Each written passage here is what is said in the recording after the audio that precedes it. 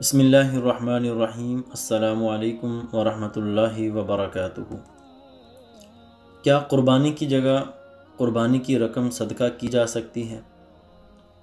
ناظرین کرام، اس عنوان پر ایک ویڈیو ہم پہلے بھی بنا چکے ہیں، لیکن اس ویڈیو میں ہم نے ایک ڈیفرنٹ اینگل کے ساتھ بات کی تھی۔ اگر آپ نے وہ ویڈیو نہیں دیکھی تو اس کا لنک ہم نے ڈسکرپشن میں دے دیا ہے، وہاں سے آپ دیکھ سکتے ہیں۔ جہاں تک سوال کا تعلق ہے کیا قربانی کی جگہ قربانی کی رقم صدقہ کی جا سکتی ہے، تو اس کا جواب یہ ہے کہ جس شخص پر قربانی کرنا واجب ہے اس کے لیے جائز نہیں ہے کہ وہ قربانی کی جگہ رقم صدقہ کر دے۔ کیوں؟ ترمذی شریف کی حدیث نمبر 1493 میں رسول اللہ صلی اللہ علیہ وآلہ وسلم نے ارشاد فرمایا کہ قربانی کے دن اللہ کے نزدیک آدمی کا سب سے محبوب عمل خون بہانا ہے۔ قیامت کے دن قربانی کے جانور اپنے سینگوں، بالوں اور کھروں کے ساتھ آئیں گے۔ قربانی کا خون زمین پر گرنے سے پہلے قبولیت کا درجہ حاصل کر لیتا ہے، اس لیے خوش دلی سے قربانی کرو۔ اس حدیث کی بنیاد پر ہم یہ کہہ سکتے ہیں اور ہمیں یہ سیکھنا چاہیے کہ عید والے دن، قربانی والے دن سب سے محبوب عمل قربانی کرنا ہی ہے، صدقہ کرنا جائز نہیں ہے۔ اب جو دوسرا پہلو ہم آج کی اس ویڈیو میں ڈسکس کریں گے وہ یہ ہے کہ اسلامی جو شعائر ہیں، اسلامی جو نشانیاں ہیں، ان پر اعتراضات کرنا یہ کوئی آج کے دور کی بات نہیں ہے، بلکہ یہ ہمیشہ سے چلا آ رہا ہے۔ ڈاکٹر علامہ محمد اقبال نے اسی بات کی طرف اشارہ کیا تھا کہ ستیزہ کار رہا ہے ازل سے تا امروز، چراغ مصطفی سے شرار بو لہبی۔ یعنی یہ ہمیشہ سے چلا آ رہا ہے کہ اسلام اور دین کی جو تعلیمات ہوتی ہیں ان کے اوپر اعتراضات ہوتے رہتے ہیں تاکہ لوگوں کو سیدھے راستے سے بھٹکایا جا سکے۔ تو قربانی بھی اسلام کے شعائر میں سے ہے، اور اس کو ختم کرنے کے لیے بھی باطل قوتیں پوری طاقت کے ساتھ حملہ آور ہوتی ہیں، اور ان کا طریقہ واردات یہ ہوتا ہے کہ انسانیت کا نعرہ لگایا جاتا ہے۔ انسانیت کا نعرہ لگا کر لوگوں کو یہ باور کرایا جاتا ہے کہ قربانی کرنا یہ انسانیت کے خلاف ہے، تمہیں پیسے دے دینے چاہیے، اگر تم قربانی کرو گے تو قربانی کا گوشت صرف تمہیں ملے گا، اور جب تم کسی غریب کو پیسے دے دو گے تو اس غریب کا بھلا ہو جائے گا۔ اسلام کے خلاف لگائے جانے والے نعروں میں سے سب سے مضبوط نعرہ جو لگایا جاتا ہے وہ یہی انسانیت کا نعرہ ہوتا ہے، جبکہ اسلام کے خلاف لگائے جانے والے نعروں کی حقیقت دیکھی جائے تو وہ بالکل ریت کی دیوار ثابت ہوتے ہیں۔ ایسے نعرے اندر سے بالکل خالی اور کھوکھلے ہوتے ہیں۔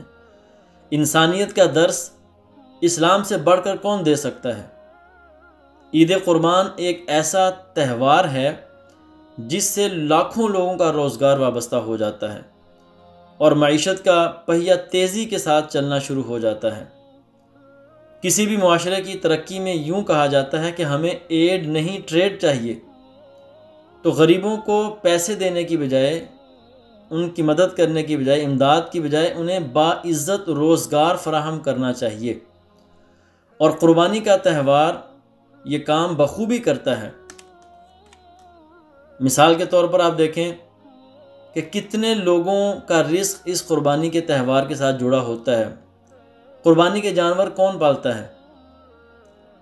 قربانی کے جانور پالنے والے انسان ہیں۔ ان کے چارے کا بندوبست کون کرتا ہے؟ ان کا رزق بھی جڑا ہوتا ہے۔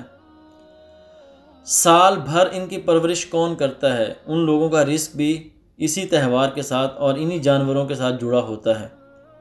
ان جانوروں کے گلے میں آپ خوبصورت ہار دیکھتے ہیں عید کے دنوں میں، تو یہ ہار کون بناتا ہے؟ ان لوگوں کا رزق بھی اسی قربانی کے تہوار کے ساتھ جڑا ہوتا ہے۔